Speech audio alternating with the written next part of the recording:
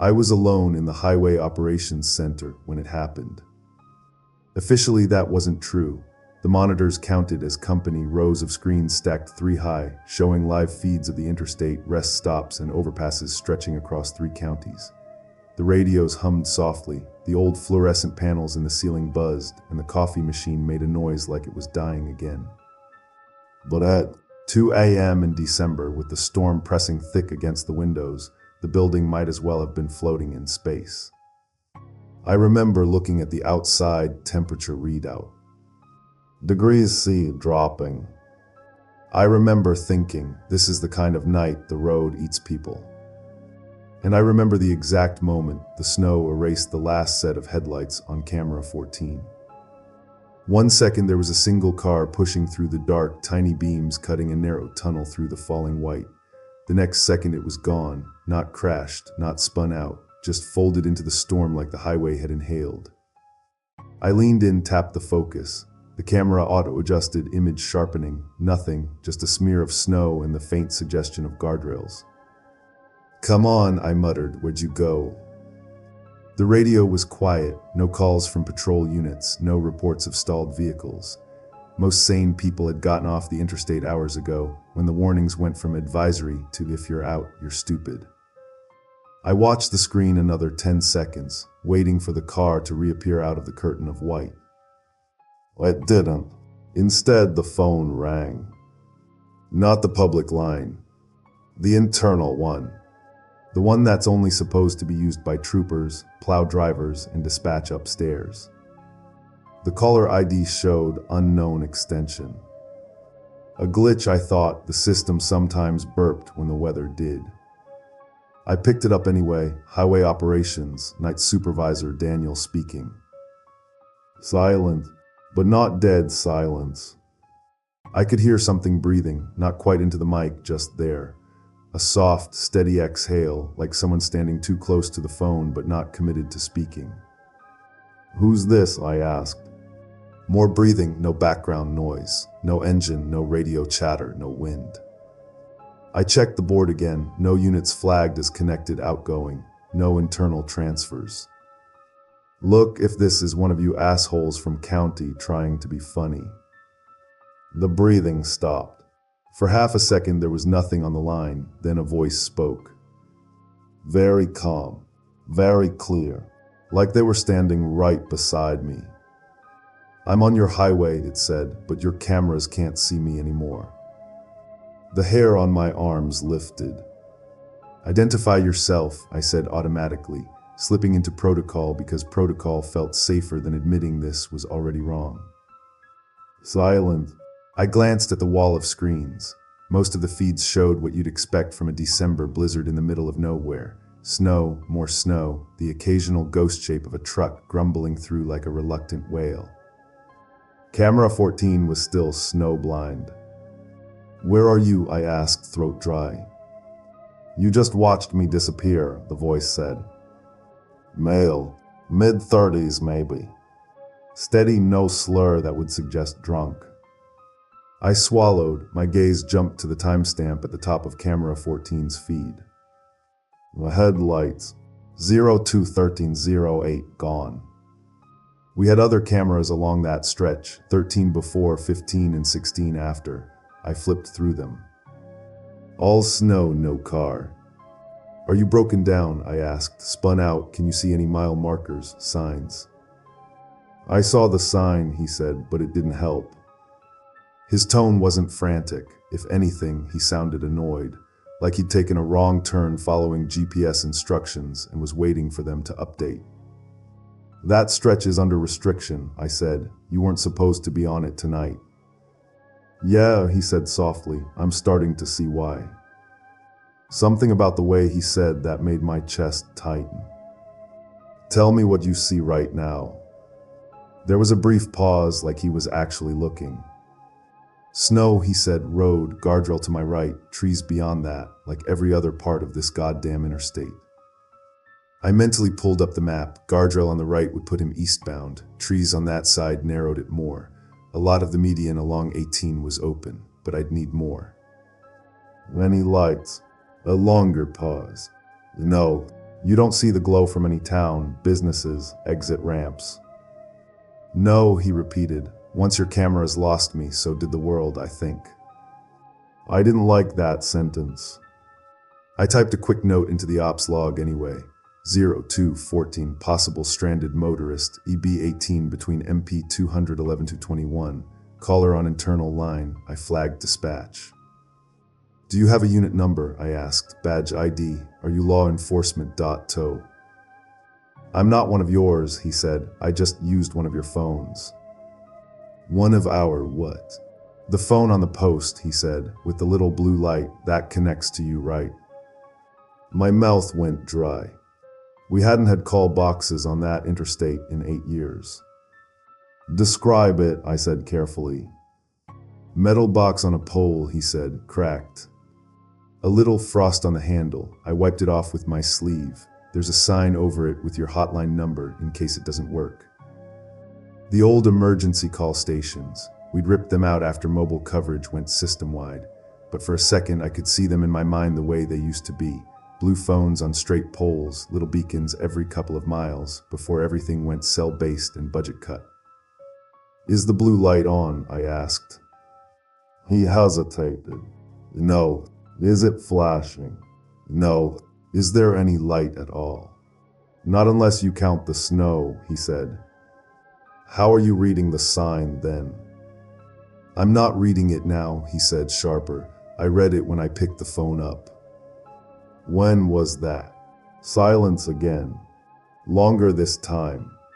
You tell me, he said finally. You're the one keeping time. My eyes flicked to the call timer on the console. 000219. How long have you been stopped? I pressed. I didn't stop, he said. Something about the way he said those words, flat, almost puzzled, made the back of my neck sting. What do you mean you didn't stop? I asked. You had to stop to get out and use the phone. I didn't get out, he said. You just told me you wiped frost off the handle. Yeah, he said slowly, with my window down. I fought the urge to swear. The old call boxes weren't mounted at car window height, they were chest high for someone standing. I remembered that because we'd gotten complaints from shorter drivers and people in low sedans. It had been one of the reasons they'd cited when they removed them, accessibility issues. What kind of car are you driving? I asked. Silent. Sir, listen to me carefully. I need you to tell me your vehicle type, make, model. I'm not in the car, he said. We let that sit between us for a moment, the hiss of the line like soft static snow. You said you didn't get out, I said. I didn't, he replied, because I never got back in. Something cold moved through me, a slow slide of ice behind my ribs. Look, he said, voice lowering, you're asking the wrong questions. I know where I am. I know exactly where I am. I just need you to tell me one thing. My fingers hovered over the keyboard. What? He exhaled just once, like he'd decided something. Check your records, he said. I want to know which year you removed the call boxes on Highway 18. My throat closed. Why? Because if they were gone, he said softly, then I've been standing here a lot longer than you think. Behind him, somewhere far away, I thought I heard something else. Not wind, not traffic, footsteps, slow crunching snow. Getting closer. Sir, I said, suddenly aware of how small my voice sounded in the big humming room. Stay on the line with me, okay? Don't move, I'm going to send. You already did, he interrupted.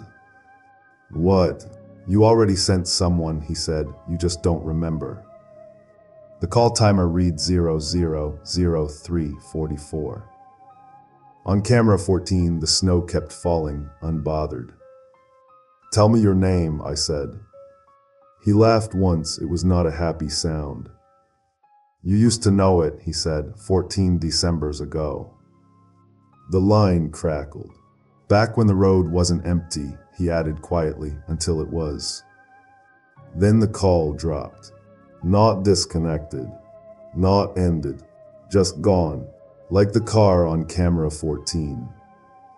For a long moment after the line went dead, I just sat there with the receiver still pressed to my ear. The hum of the operations center crept back in slowly, like the room was reassembling itself around me, servers breathing, HVAC rattling, the distant, uneven drip from somewhere in the ceiling that the maintenance guys kept promising to fix. The call timer on the console was frozen at 00:03:44, even though the counter should have cleared the second the line disconnected. That knocked me out of it. I hung up, picked the handset back up, and cleared the line manually. The display blinked once, then reset. The timer vanished. The log cursor blinked on the screen where I'd left it. Possible stranded motorist EB18 MP 211-221, caller on internal line. My hand hovered over the keyboard. 14 Decembers ago. I deleted the last part of the note and retyped. Possible stranded motorist EB18 MP 211-221, unconfirmed. I flagged it yellow instead of red. My thumb was shaking on the function key. Some habits die hard.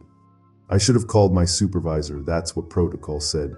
Any anomalous event, any unexplained line use, flag it, escalate it, protect your ass. Instead, I clicked into the archived records. The system had a nice, clean interface for the past year's worth of incidents. Anything older lived behind an old text-based module that looked like it had been designed when dial-up was still a thing. I selected Highway 18, date range, December, and scrolled backwards. The current year, last year, the year before, pages of black text on gray background, spin-outs, jackknife trucks, snowplow breakdowns, deer strikes, the usual winter mess. At the bottom of the scroll bar was a little gap. Past that, more entries but one line. Darker bracketed. System migration event, see legacy log. The year stamp beside it, 14 years prior.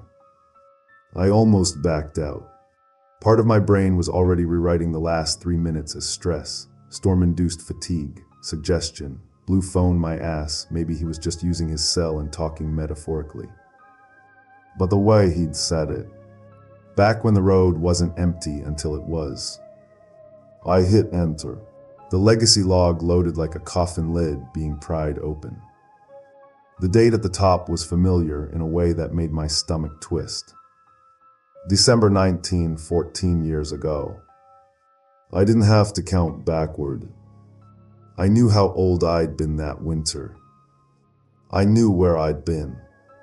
And if I let myself think about it, I knew who I'd been waiting for. I scrolled.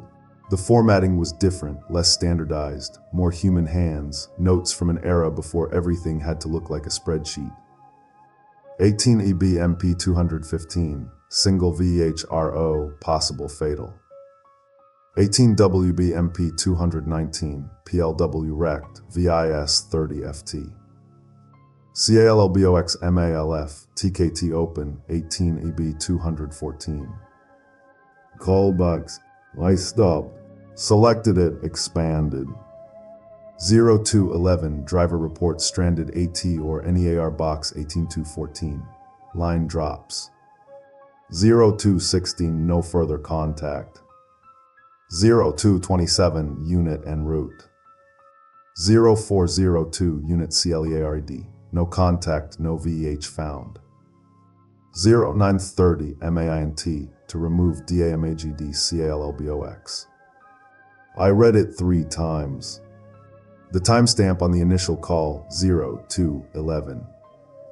My eyes flicked to the digital clock above the main doors. 0219. A prickle ran up my spine like static. I checked the live feed from the unit tracking system. Overnight staffing was minimal during storms. We weren't supposed to risk personnel unless there was confirmed life safety at stake.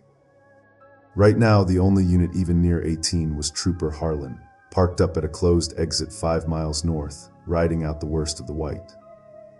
If I called him and said, "Hey, I just got a phone call from a ghost at mile 214, he'd either laugh or file a concern report. Still, my hand moved toward the radio mic. I stopped halfway.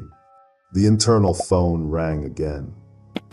Same line, same unknown extension label. My hand landed on it by reflex. Highway operations, Daniel speaking.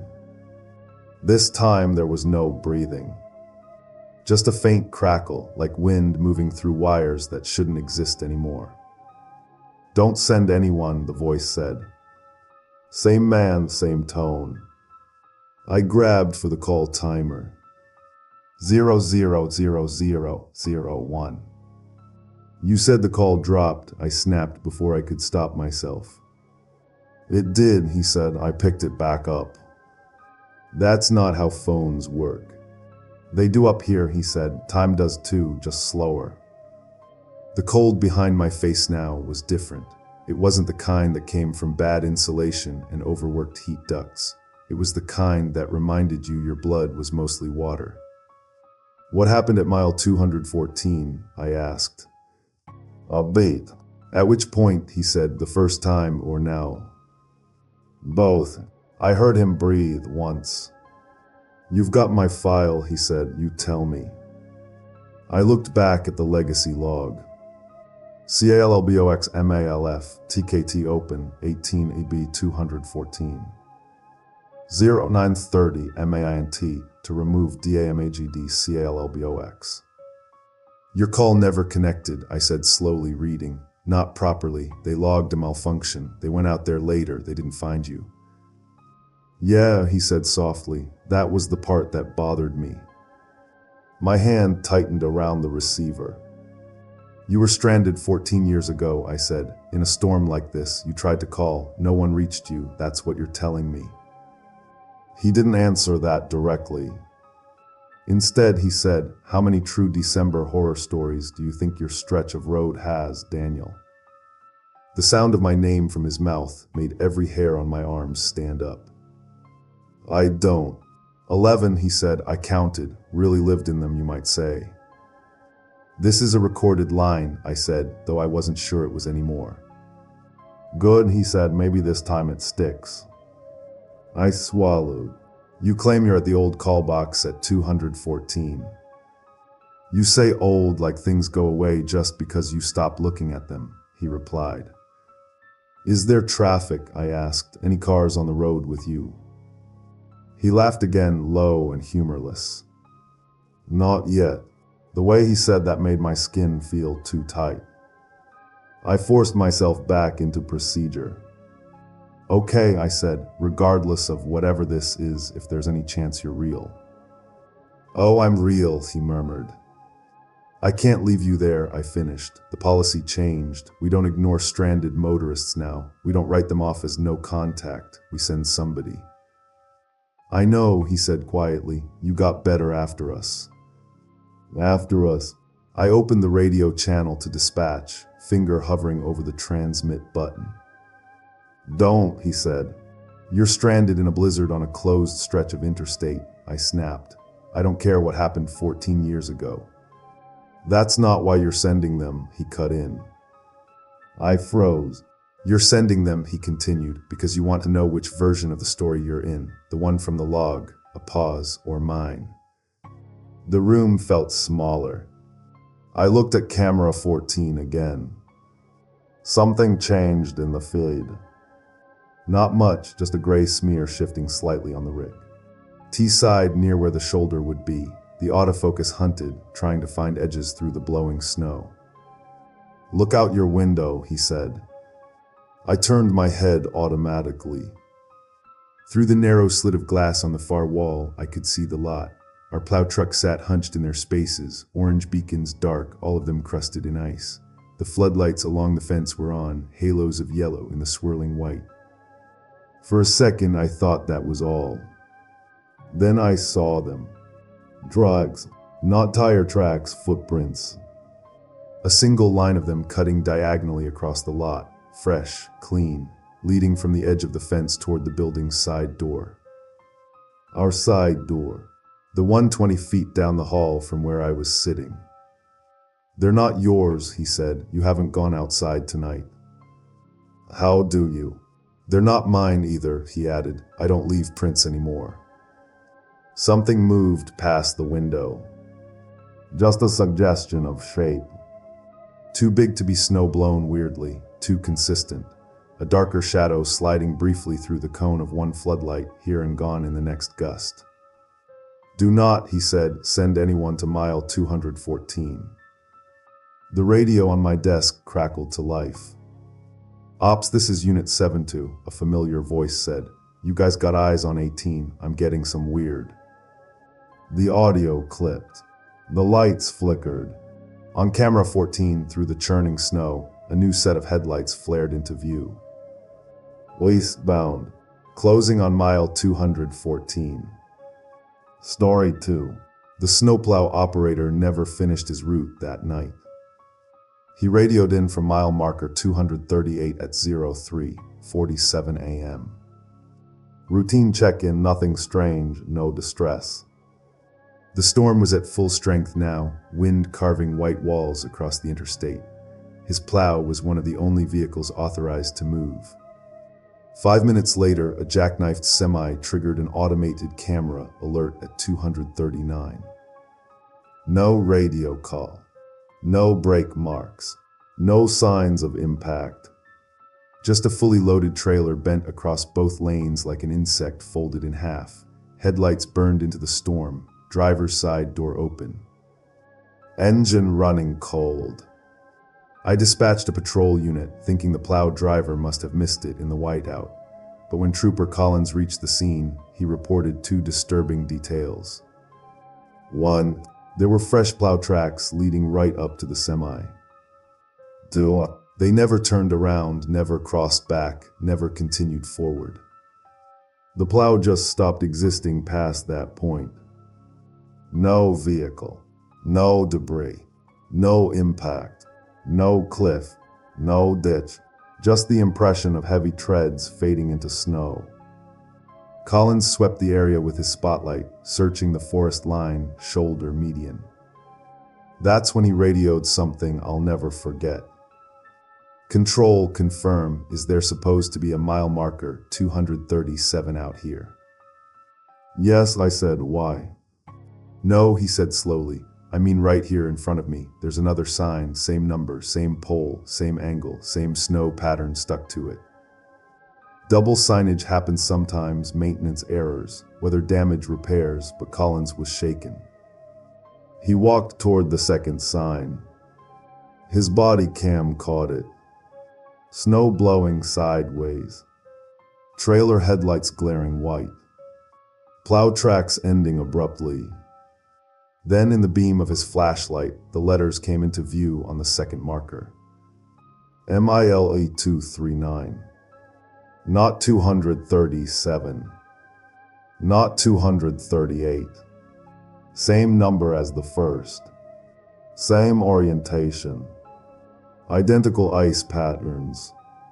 The timestamp glitched 3 separate times during his approach, skipping backward 4 seconds, then forward 30.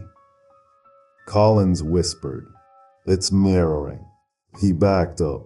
Radio static burst suddenly across every channel simultaneously, something that shouldn't happen unless a system relay fails. Then the plow appeared on camera again. Not approaching, not driving, just appearing, materializing slowly through the snow. Parked perfectly behind the trailer. Facing the wrong direction. Lights off, cab door, blind raised, tread marks leading nowhere. Collins sprinted back toward his cruiser.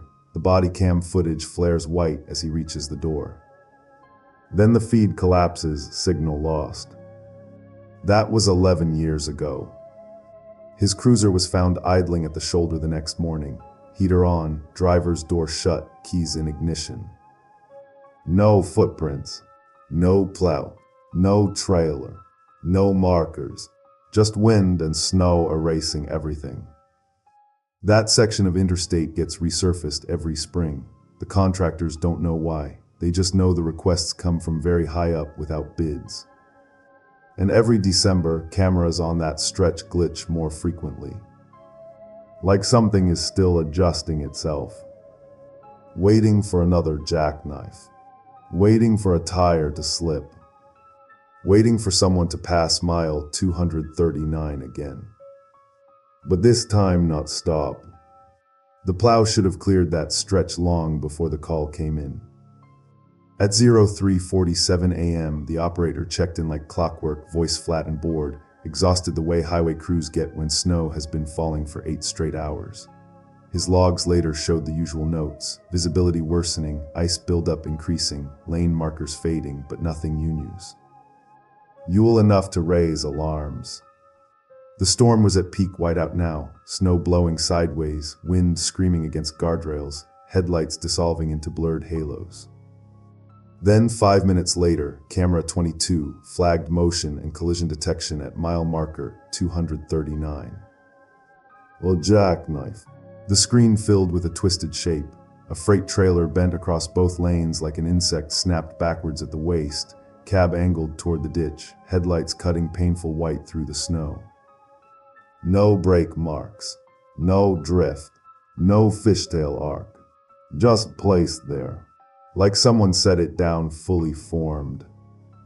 I checked for plow telemetry, nothing after 03:47. That meant the plow hadn't passed 239. Except the camera footage disagreed. Clear tread impressions. A heavy blade track, leading straight toward the jackknifed semi. I rewound the last 60 seconds of the feed. Still nothing showing the plow. No lights, no vehicle frame.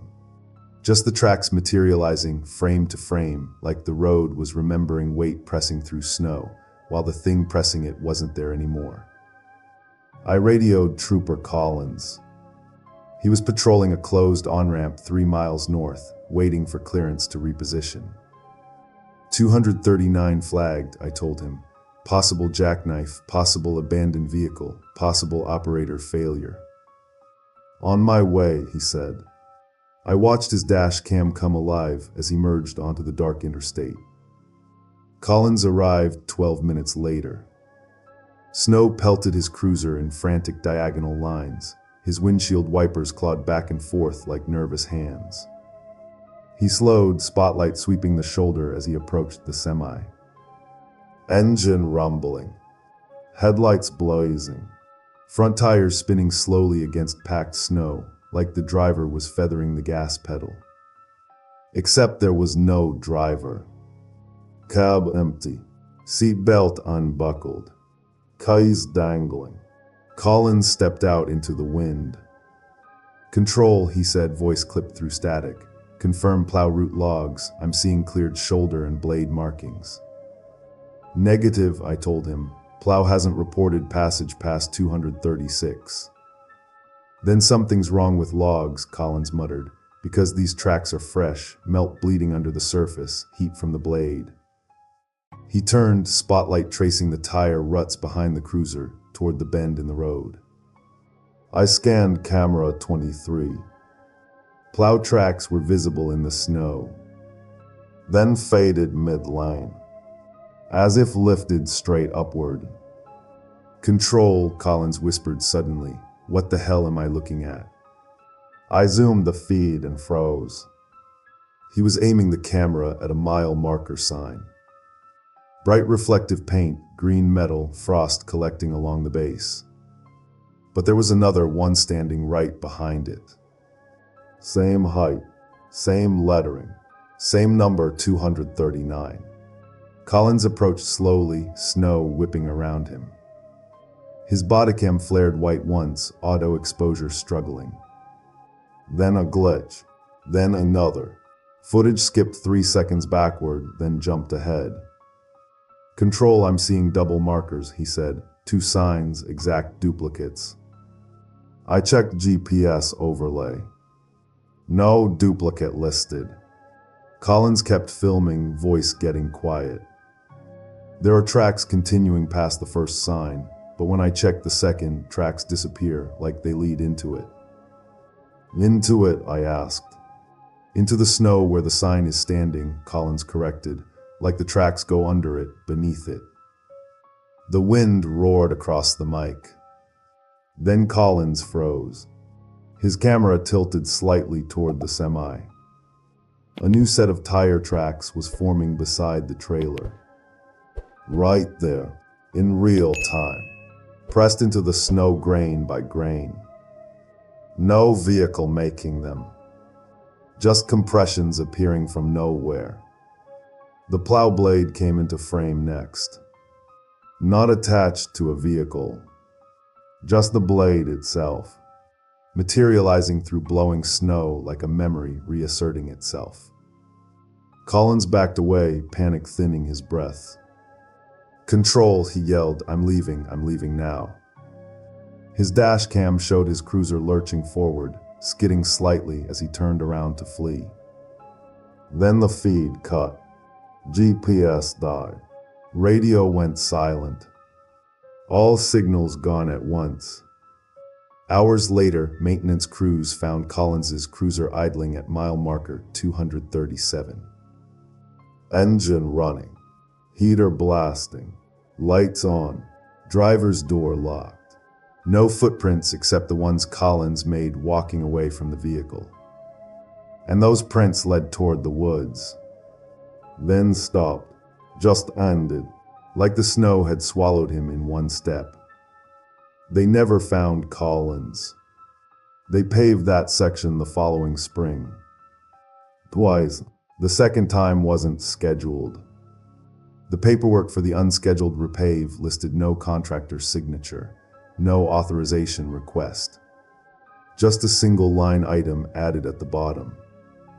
Hazard remediation, visibility preservation, mile 239. No initials, no timestamp, just that phrase, like someone wanted to bury it all. Literally, and they didn't care who signed it. Story 3. The next case wasn't logged as supernatural, at least not officially. On paper, it was recorded as a wrong turn, mechanical stall, and presumed hypothermia. But I read the raw TR, and scripts of the calls later. The final audio still echoes when snow hits glass. It began December 12th, 5 years ago. 02:56 a.m. A family of 3 was driving westbound toward the state line, parents in front, their daughter asleep in the back seat under a blanket printed with reindeer. The storm warnings had escalated through the evening, and plow schedules couldn't keep up. Visibility dropped quarter mile, then 100 feet, then less. The father called highway assistance from the exit ramp at mile 227. "We're fine," he said, just slowing down, looking for a motel. The operator logged the call, advised caution, requested the family exit the interstate entirely. The father acknowledged.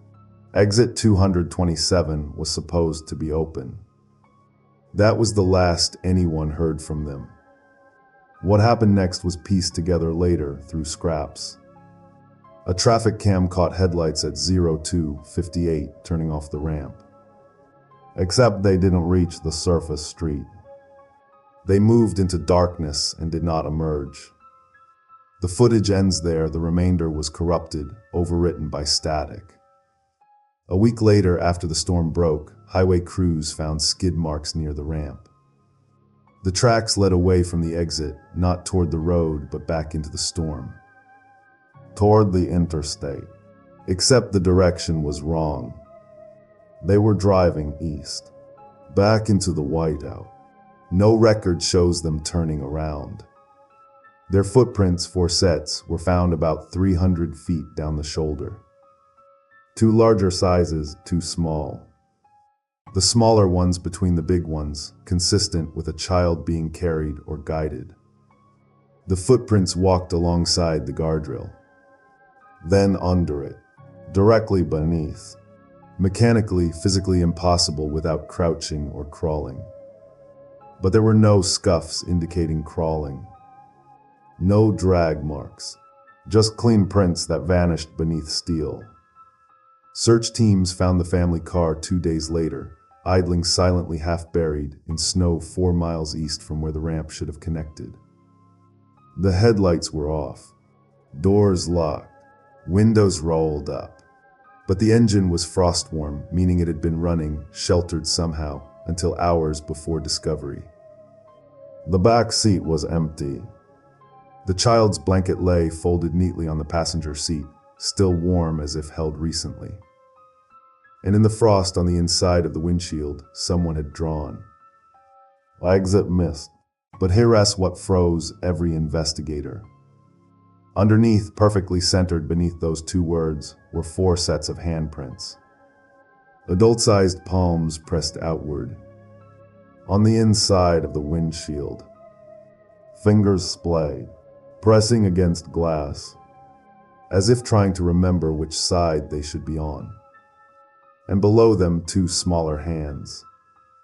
Tiny, pressed with such clarity you could see the whorls of fingerprints in melted trails. Then strangest of all, grains of road salt embedded in the melted frost. As if the hands came from somewhere salted. The guardrail, the road, the exit ramp, the place between. The file logs list the cause as exposure and disorientation. But still, no road remains recorded at that location that lies beneath the guardrail. Just snow, just wind, just a ramp that's been resurfaced 3 separate times in 5 years. The same ramp construction crews swear they've never worked on twice. And every winter, dispatch gets at least one report of someone slowing near mile 227, confused, looking for a motel that was demolished 20 years ago. A motel that many officers swear they remember seeing lit up on dark storm nights. Even though the power grid maps confirm that stretch hasn't had current since '98. Story 4. This one unsettled veteran officers. Not because of what happened, but because of what continued afterward. The incident occurred 3 winters back, during a blizzard advisory that shut down most civilian traffic. Only emergency vehicles and snowplows were authorized on Interstate 18. At 01:22 a.m., Trooper McAllister radioed dispatch. "Control, I've got a plow pacing me." We checked the plow logs. No units scheduled in that sector. "Describe position," dispatch asked. "Lane 2, McAllister replied, hanging back just inside visual range, headlights low. Blade angle suggests full path clearing." His voice was steady, trained, professional. McAllister wasn't prone to panic. The dash cam image we later pulled shows falling snow illuminated by his headlights. The mirror catches a faint glow, 2 beams cutting through the storm behind him, wavering but persistent. "Control confirm," McAllister said 5 minutes later. Unit still pacing, holding consistent distance, speed matching. "We requested visual ID." "Negative visibility," he answered. Yet he insisted the shape was correct. Blade frame, beacon mount, operator cab outline. "A basic dot plow." Except dot confirmed, every plow was accounted for. No trucks deployed near his location. At 01:36 a.m., the plow closed distance. McAllister's breathing changed on the recording, controlled at first, then constrained. "Control, contact dot direct," he said. "I need confirmation. This operator's not responding to my warnings. Flashing lights ignored." Dispatch tried 3 internal frequencies. Dead air. McAllister slowed. The plow slowed. He accelerated. The plow accelerated. His headlights caught the reflective strips on the vehicle's blade, sharp white lines glinting through the blizzard. "It's getting closer," he whispered. The audio trembled beneath a rising wind roar. The plow drifted toward lane 1, matching the cruiser. "Control, plow attempting to overtake," McAllister reported, strain cracking through protocol. "Requesting instructions." Silent seconds passed. Then static burst across the line, deep, low-pitched, as if the mic was submerged in snow. McAllister's rear camera caught the plow, now directly behind him. 10 feet. Light. 5. Headlights drowning the cruiser's cabin in white glare. Then, without warning, the plow vanished from the feed. No skid, no swerve, no impact, no obstruction. Just gone. McAllister slowed to a crawl. "Control, visual lost," he said quietly. And then his voice changed again, sinking into dread. "Correction, blade still visible. The footage zoom reveals it. Sharp metallic edge appearing out of the dark in the left side of frame. Not attached to any machinery. Hovering, not floating, but positioned as if mounted to something concealed in the white. And tracking his movement precisely." McAllister abandoned protocol. "You have to see this, you have to." The radio cut abruptly.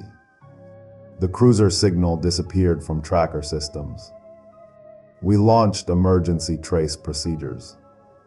Standard recovery radius established, 15 miles. No vehicle found. Until spring thaw. 22 miles south, a road maintenance crew uncovered a cruiser shape beneath hard-packed snow.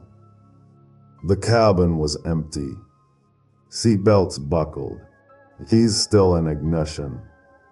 Dash cam still recording. The last frame captured a familiar reflection in the windshield.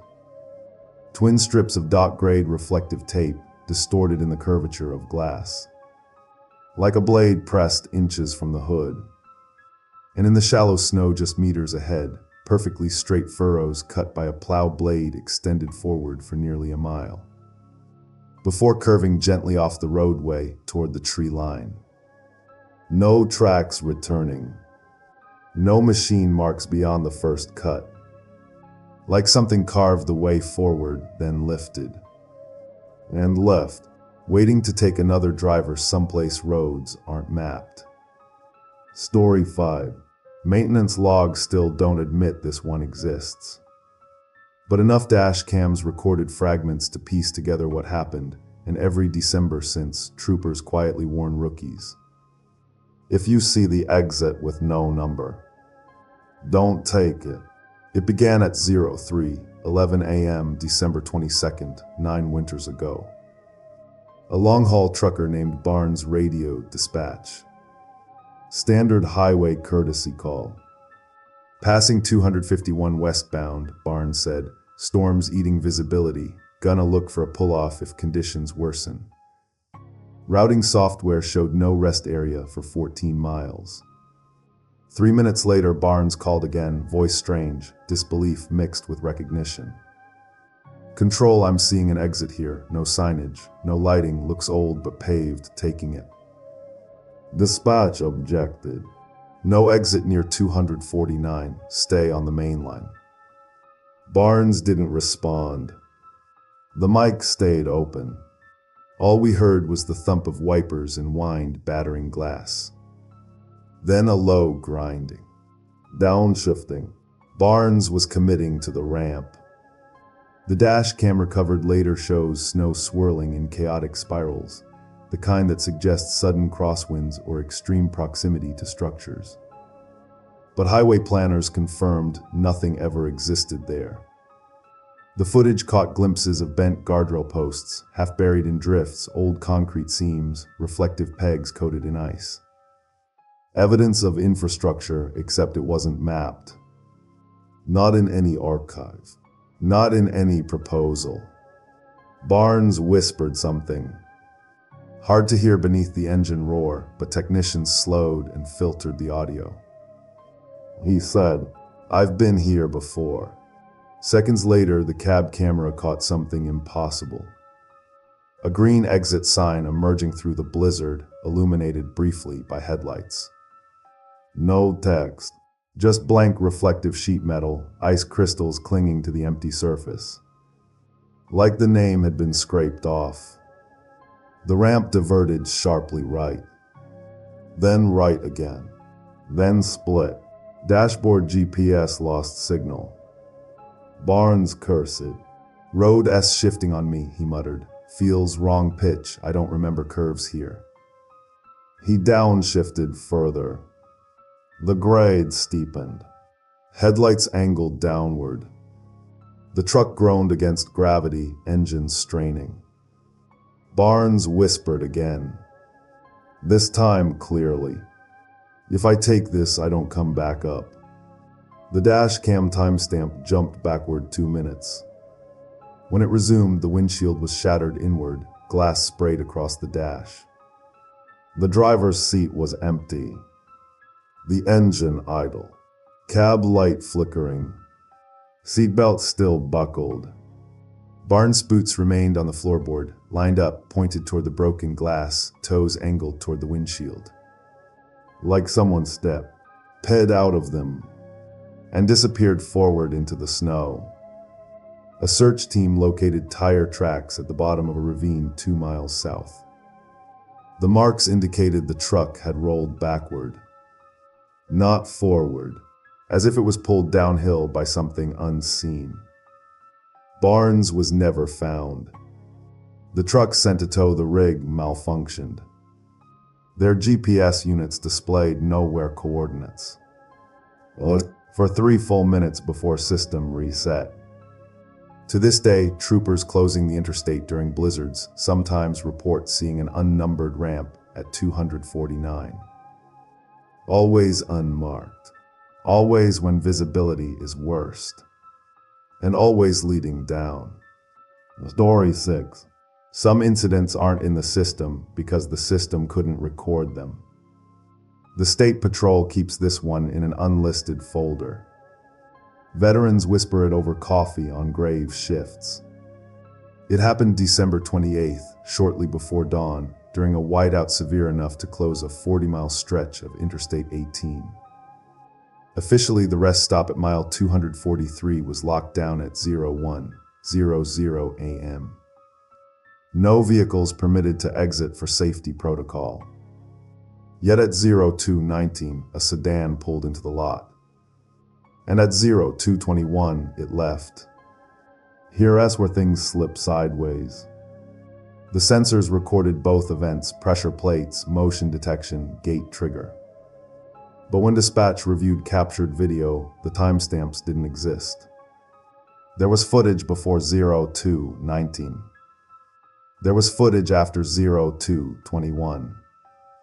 But inside that 2-minute gap, the system had nothing. Not a glitch, not corruption, just missing time.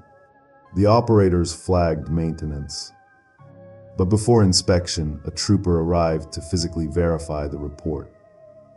His dash cam shows heavy snow, the glow of floodlights drifting ice. The lot was empty. The rest stop shutters locked. But the trooper looked unsettled. He approached the front door. Frost coated the glass, frozen in strange ridges, thick bands, thin bands like pressure waves carved through powder. He wiped with his sleeve. Something was drawn beneath the frost. A handprint large, adult. Palm outward, fingers splayed wide. Then another, and another. Dozens, layered on one another, pressed outward, as if many hands had tried to push through glass from the inside. The trooper stepped back, radioed dispatch. Control requesting maintenance contact, door glass compromised. I need confirmation of lockdown timeline. Dispatch responded immediately. Rest stop went into automatic lockdown at 00:47 hours. Closure confirmed, no access after that. Copy, the trooper said quietly, but someone got in. He walked around the building. Halfway along the rear wall, he slowed his pace. Fresh snow covered the walkway. Except for one thing. A pattern. Dozens of footprints encircled the building. Moving clockwise. Not chaotic. Not staggered. Pacing. In a perfect ring. All facing the wall. Melt pattern analysis later confirmed the prints were formed slowly, with weight shifting rhythmically, like someone walking the same loop again and again. The trooper followed the trail. It led to the side entrance, an emergency door with no handle on the outside, locked by default. He tested it. Frozen shut. He stepped back. Radio clicked. Control, you copy a vehicle arrival at 0219. Static. Control. Nothing. He was about to repeat when his portable chimed, new text alert. Unread voicemail 0220. He hadn't placed any calls. He accessed the message. Playback began immediately. Breathing, slow, measured, then a voice whispering. We waited. The voicemail timestamp read 0020. 2 hours earlier. Before the rest stop locked. Before the sedan supposedly arrived. The trooper backed away from the building, boots crunching through snow. He raised his flashlight toward the frosted windows again. Handprints. Only this time he counted. 11. All separate. Distinct. Some prints partially melted, implying recent contact. He retreated toward his cruiser, turned to scan the lot. And froze. The sedan that sensors recorded leaving at 0221 was parked near the exit. Dark, silent, frost-covered. The engine hood steaming slightly, residual warmth evaporating into the air. The headlights flickered once, weak pulse of pale yellow through the storm. The trooper approached carefully. His dash cam caught it. Side windows fogged from inside. Shapes shifting beneath condensation, indistinct human outlines. As if people were moving inside the car. He called out. No response. He drew his flashlight closer. Wiped frost from glass with gloved hand. The interior was empty. Seats bare. Keys dangling in ignition. The fog on the windows was fading, evaporating from inside as if breath trails were cooling. And on the center console, traced in melting frost, someone had written, 0221 wasn't ours. The trooper radioed for backup. Signal lost. His vehicle camera caught his silhouette stepping backward, slipping slightly on ice. Then, before the feed cut, someone whispered from the cruiser speaker. Not from radio, not from phone. From internal diagnostics audio. Stay with us, we walk the time, Alria. Dial. No one saw the trooper again. His cruiser was discovered weeks later, engine dead, battery drained. The sedan was gone. And the rest stop at mile 243 remains, locked permanently. But highway workers still swear they see headlights entering that lot some nights. Always when clocks glitch. Always between 0219 and 0221. Story 7. The communications division buried this one under equipment malfunction. But I reviewed the raw data dump before it disappeared. This started December 3rd, just past midnight, when Aurora Station logged a burst of radio interference across 3 channels, simultaneous crossband distortion. The storm was bad enough to screw signals, but this wasn't weather noise. It had structure, rhythm. Timestamp. A ranger named Powell was patrolling the ice corridor north of mile 255. He checked in. Winds cutting visibility, gonna switch to encrypted to keep chatter clear. He toggled channel. Static spot. Then a voice overlaid his own check-in, milliseconds delayed. As if repeating him. Word for word. Same tone. Same breath gaps. Not playback. Not echo. A full duplication. Dispatch assumed accidental cross-channel bounce. Powell confirmed equipment integrity. Headset locked, encryption verified. Then it happened again. Switching frequencies, Powell said. The radio repeated. Switching frequencies. But dispatch logs show Powell never transmitted that second message. At 0052, Powell requested immediate signal diagnostics. The technician initiated remote trace. The duplication source wasn't local. It triangulated 9 miles east, near an abandoned maintenance shack condemned decades earlier. Powell was directed to stay clear. He acknowledged. Then his radio emitted a third voice. I'm clear. Same cadence. Same encryption signature. Same packet checksum. But Powell hadn't spoken. Dispatch instructed Powell to pull off the route. No confirmation. Video feed from Powell's dash cam resumed after a brief glitch. Headlights tunneled through heavy snow. A black shape materialized ahead, a small structure half buried in drifts, skeletal framing exposed, generator cables coiled like frozen veins across the ground. The shack. Powell cursed under his breath. The radio chirped. I'm at the shack. He froze. I didn't say that, Powell whispered. The duplicate responded, immediate, steady. I didn't say that. Then a third voice, same tone, overlapped. Didn't say. A fourth. Say.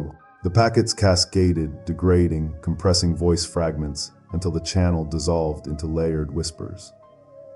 Telemetry spiked, signal looping, multiplying, routing through non-existent repeater IDs. Dispatch terminated Powell's connection. All units were instructed to avoid Sector East. That command never reached Powell. The camera caught him stepping out of the cruiser. Snow whipped into horizontal streams. His radio light blinked green, active transmission, though he didn't touch it. Powell scanned the shack door. A faint glow leaked through seams in warped wood. He lifted his flashlight. Hand shaking, breathing ragged. The radio repeated his breaths now, milliseconds offset like a delayed mirror. Powell reached the door. The glow flickered. A metallic groan pulsed through the wind, subtle, rhythmic, like a generator struggling. Powell leaned in, close enough for the mic to pick up something new. A voice, not his, not dispatch, but identical to Powell's down to breath pacing. We're waiting for connection stability. Powell staggered back. The flashlight beam bounced wildly. Radios across 5 sectors spiked simultaneously, transmitting identical data bursts. Timestamps froze for 12 recorded seconds. Then resumed. Powell was gone. Camera feed showed the shack door swinging slightly, blown open by wind. Inside, faint equipment hum, outdated radios, emergency beacons, dormant rigs, flickering lights, all online despite no power grid connection since 2004. A diagnostics crawl displayed across a dead monitor. Channel ready. Awaiting second user. Powell was never found. But here's the detail that stuck in every technician's mind. The duplicate transmissions continued. For months, same voice, same encryption, same packet signature, responding only when silence lasted too long. As if waiting for Powell to finish the transmission he started, or complete one that winter took from him. Story 8. This incident lingered in the dispatch logs longer than most, not because anyone wanted to keep it, but because no one could decide how to remove it. It began as a routine welfare check. December 14th, 04, 10 a.m. Visibility near zero. A commercial bus reported a sedan parked on the shoulder near mile 261. Engine off. Hazards flashing. The bus driver slowed to verify no passengers were outside. Dashcam showed the sedan's silhouette through blowing snow, frost-rimed windows glowing orange from hazard reflection. The bus driver radioed highways dispatch. Vehicle disabled, occupant may be unconscious. We flagged a patrol. Unit. Response expected in 8 minutes. Standard protocol remains safely away. The bus continued forward. 3 minutes later, a second call came in, different driver, same report. Except now, details shifted. Car's still there, caller said, but headlights are on, no hazards. Dispatch reviewed the 2 logs. Contradiction noted. Storm interference possibly responsible. 3 more witnesses called within 10 minutes. Each described the vehicle differently. The hazards flashing, headlights off, headlights on, brake lights pulsing, windows lowered, window fogged over. But all agreed on one detail. A lone figure sat motionless in the driver's seat. Face not visible, just a silhouette. Trooper Haverson arrived at 0423. His dash cam caught the scene. Hazards flashing, headlights off. He approached with caution. Control approaching disabled sedan, he reported. Wind howled across the mic. Haverson reached the driver's side window and shined a flashlight inside. The figure sat upright, hands on the wheel, completely still. Haverson knocked. No response. He pulled the door handle. When locked, the cabin light flickered on weak yellow glow, revealing. The driver's seat was empty, but the headrest was indented, fabric compressed, as if someone had just leaned forward. The steering wheel leather was creased where palms had pressed, and fresh condensation still clung to the inside of the windshield. Haverson circled the vehicle, breath fogging. Footprints led away from the driver door, but not into the snowbank, not into the road. They led alongside the sedan, then faded. At the rear bumper, Haverson stepped back. Radio. Possible occupant left scene. No visible tracks beyond vehicle perimeter, requesting thermal sweep. Then Haverson paused. His flashlight illuminated faint marks in the snow behind the sedan, parallel trails, shallow, side by side. Like 2 lines carved by something dragged slowly. He lined closer. The lines continued 40 feet down the shoulder, then curved toward the interstate, back into traffic flow. Except no vehicle passed during that window. Dispatch checked highway scans. Confirmed 0 traffic between sighting windows. Haverson followed the lines. His camera microphone picked up snow crunching steadily beneath his boots. The shallow trails deepened gradually, signs of increasing weight or pressure, until they merged into a single dark groove cut deep into the snow. Then the trail simply stopped, as if whatever made it. Descended. Haverson whispered. Control requesting confirmation. Did anyone approach this vehicle before me? No, dispatch replied. Your first contact. Haverson inhaled sharply. The radio hissed, interference spiking again. A faint voice layered beneath static, distant and brittle. I waited. Haverson froze. Dashcam blurred with sudden snow gust. When visibility returned, Haverson was gone. Only his footprints remained, ending at the same point as the groove. The sedan remained idling for 9 hours, engine warm. Phase in ignition. Fuel untouched. Hazards off. The logs for that morning show the call reopened 5 separate times by automated systems, even after being marked resolved. Like the system was waiting for someone to finish something left undone. For someone who never stopped waiting. Story 9. The final case linked every previous one, not in event but in mechanism. This is the incident investigators now call the origin point, not because it happened first chronologically, but because it explained what Winter had been doing all along. It occurred December 31st at 11:42 p.m., 15 minutes before the new year. Storm level extreme whiteout. A highway maintenance pickup reported a faint amber light pulsing on the shoulder near mile 218. Standard hazard beacon brightness. Slow rhythmic flash. The driver assumed a disabled vehicle. He approached carefully, plow-angled blade scraping ice. His dash cam shows blowing snow illuminated in violent spirals. Then the amber pulse appeared. Low on the shoulder. Dim, mechanical in rhythm. Exactly like the old emergency call box beacons removed a decade earlier. The operator radioed dispatch. Seeing beacon at 218, did one get reinstalled? Dispatch checked logs. No units deployed, no structures authorized.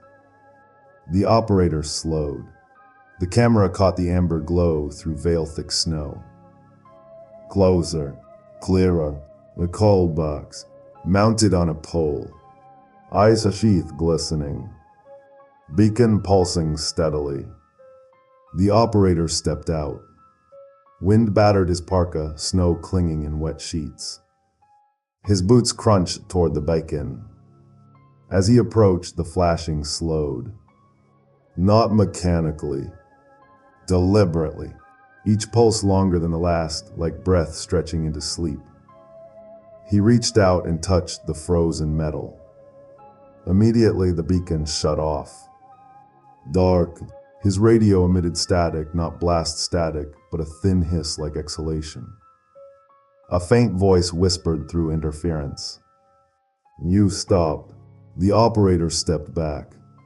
The call box speaker crackled. A second voice emerged, steady, echoing, distant like it traveled through miles of frozen wire. What do you choose?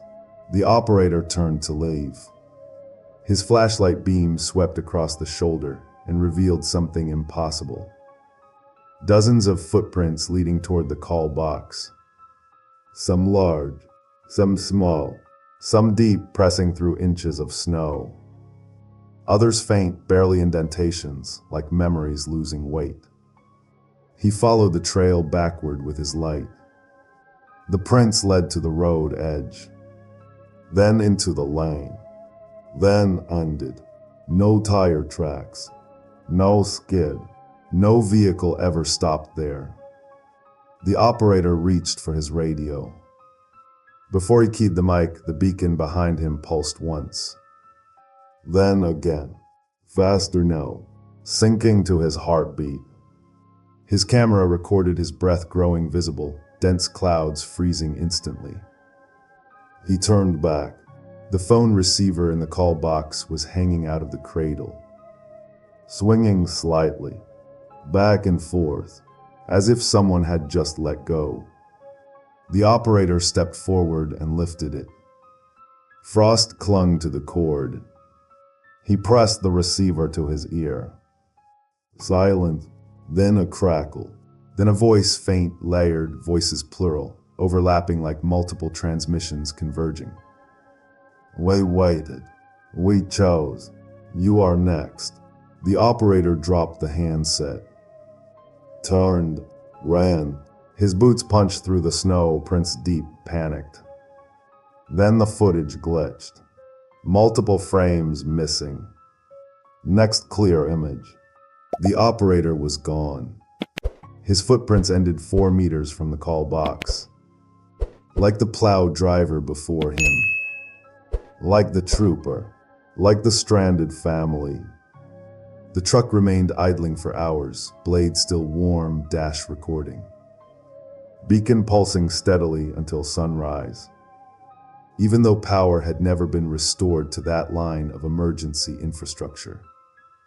Maintenance logs now list mile 218 as no stop zone during storms. Informal policy only, never printed. The supervisor who wrote it retired months later. His resignation form contained one handwritten note in the margin. Stopping is how it chooses. And once winter chooses, nothing moves until you decide again. Most never do. Story 10. This incident spread quietly through trooper whispers because the footage was wrong in a way no one could rationalize. It took place near mile 224 at 03:03 a.m. in a blizzard dense enough to erase horizon lines. A long-haul driver, Alvarez, called dispatch. He sounded shaken but steady. "There's a man walking in the road," he said. "Center lane, no reflective clothing, no car nearby." Pedestrian presence in such weather is nearly always fatal. "Copy," dispatch replied. "Assess if subject needs rescue, maintain safe distance." Dashcam showed Alvarez cresting a grade. Snow blasted across the lens, obscuring visibility. Then through the blur, a figure standing in the center lane. Facing away, head slightly tilted. Still, Alvarez slowed, hazard lights pulsing amber behind him. The figure didn't react. No flinch from wind. No shift of balance. Alvarez radioed again. "Control, subject not moving, doesn't respond to horn." Dispatch checked for stranded vehicles. None reported. "Maintain distance," dispatch instructed. "Hold position until unit arrives." Alvarez stopped 2 truck lengths away. Headlights carved through the storm, illuminating the standing figure. Silhouette sharp but wrong somehow, edges soft against snow, depth distorted, as if layered poorly over the landscape. Alvarez stepped from the cab. His microphone picked up the howl of wind and rhythmic crunch of boots. The figure didn't turn. Alvarez called out. No answer. His flashlight beam swept lower, revealing legs half buried in snow. Not knee deep, waist deep, as if the lower half extended into the road. Not onto it, into it. Alvarez froze. The wind roared. Then, the figure's right arm lifted. Slow, upward bend at the elbow, mechanical, like following a remembered motion. It pointed east, toward deeper storm. Alvarez exhaled sharply. "Control, subject directing traffic," he said, disbelief coloring his voice. "Do not engage," dispatch ordered. "Hold position." Alvarez took a step backward. His boots sank deeply into snow, too deeply for plowed roadway. He looked down. The snow now reached his shins, though seconds earlier the asphalt had been visible. Camera footage confirmed. Snow depth increased instantly, uniformly, across all lanes. The figure lowered its arm, then raised the other, pointing west, then both arms at once, crossing over each other, forming an X across its chest. A warning. Alvarez stumbled back toward his cab. His flashlight beam flickered from ice buildup. The figure turned, not pivoting on feet but rotating mid-torso. No shift in snow. No displacement. Like the lower half remained fixed. Headlamps illuminated the face. But there was none. No features. Just smooth snow-pale skin stretched tight. Not frozen. Not weather-burned. Blank. And then the radio crackled. Alvarez's voice again, whispering in the background despite his mouth being visible on dash cam. "We don't toy, until we choose." The live Alvarez froze. The radio repeated. Same pitch, same breath. "We choose." The figure extended both arms outward now, parallel to the road as if presenting 2 directions. East or west, go or stay. Alvarez lunged for his cab, clawed at the door handle. The camera flickered. Frames dropped, showing the figure closer, though it hadn't stepped. Snow depth around Alvarez rose to his hips in seconds, trapping him. His screams drowned beneath wind, radio interference spiking. Final audio. Help trying stuck. Then silence. Troopers later found Alvarez's rig idling, hazard lights still pulsing. Cab empty. His boots stood perfectly aligned on the asphalt below the driver's side door. Parallel. Pointed toward the place the figure had stood. Every camera malfunctioned simultaneously when aimed toward mile 224 that night. Traffic controllers reported seeing a hitch on satellite scan. A blank square of white. Not snow, just absent, like a dead pixel burned into winter. The trooper who filed final documentation resigned within 24 hours. His single-sentence exit memo read, "Some weights are choices." This final case confirmed what the others only suggested. Winter wasn't blocking roads, it was redirecting travelers toward decisions they didn't realize they were making. Snow wasn't an obstacle. It was guidance. December 30th, 03:58 a.m. Westbound Interstate 18 closed to civilian traffic due to whiteout and black ice. A dock contractor transporting equipment, Vargas, received a digital message through the onboard navigation tablet. Follow detour ahead. Standard emergency rerouting language. Accept. Denies initiating it. The detour icon flashed with hazard yellow borders and overlaid onto Vargas's GPS path, pulsing on screen like a heartbeat. Vargas radioed dispatch to confirm. They checked routing data. No detours near your location. Proceed straight. Vargas slowed. The storm thickened, flakes whipping sideways, creating ropey white streams in his headlights. 2 minutes later, temporary signage emerged. Orange reflective barriers, caution stands, digital arrow sign glowing, blinking left. Standard. Hardware. Except, inventory logs confirmed 0 equipment missing or loaned out. Even stranger. No tire tracks in snow near the bases. No footprints, like the signs had been lowered into place, not placed manually. Vargas radioed again. Seeing signage now, physical structures, sending photos. The images arrived corrupted. Artifacting, icy static distortion streaking across data. Dispatch ordered him to ignore detour, continue on mainline. Then a second arrow sign flickered ahead. Pointing right. Vargas slowed further. Headlights caught cone bases buried deeper than surrounding snow, as if they'd been there long before storm. The mainline road ahead seemed to flatten unnaturally. Texture erased. No lane markings visible. Even plow grooves dissolved into smooth white plain. The radio crackled. Proceed straight, stay en route.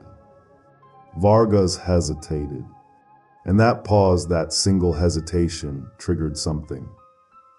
The detour signs brightened, synchronized, blinking faster, like urging him, inviting him, testing whether he would choose.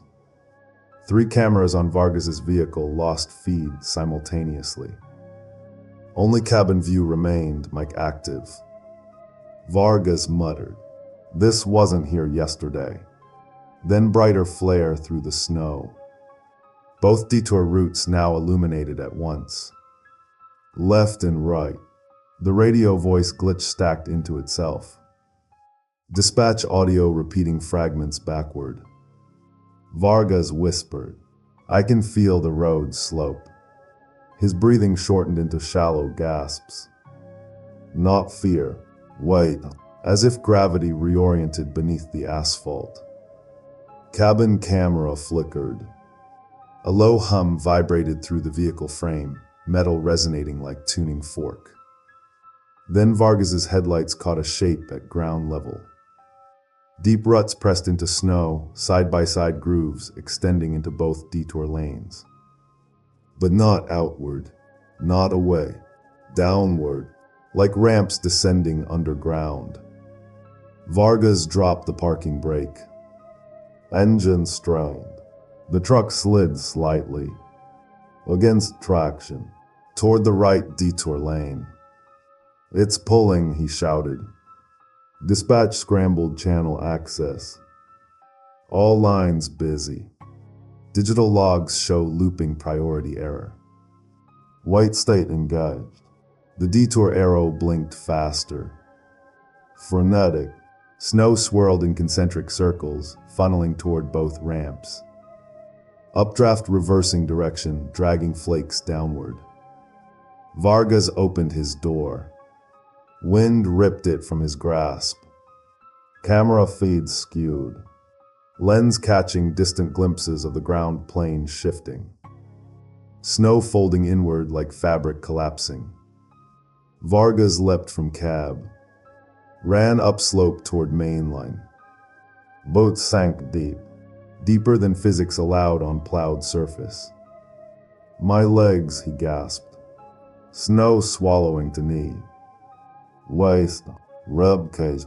Footage trembled violently. Froze. Final frame. Vargas suspended mid-snow, arms flung skyward as if lifted, not dragged by weightless pressure. Eyes wide in reflected headlight glare. Then image corrupted into white noise. His truck remained. Hazards flashing. Detour signs gone. Snow perfect, undisturbed across all lanes. No tire tracks. No footprints. But the onboard tablet displayed a personalized system alert on reboot. Detour complete. History records Vargas as weather exposure fatality. Yet investigators privately note the log time difference. 9 minutes elapsed between last verified timestamp and Vargas's disappearance. But the vehicle systems only registered 2 minutes. 7 minutes lost. Time surrendered. A choice made by stillness. Not motion, not panic, hesitation. And winter always waits for hesitation.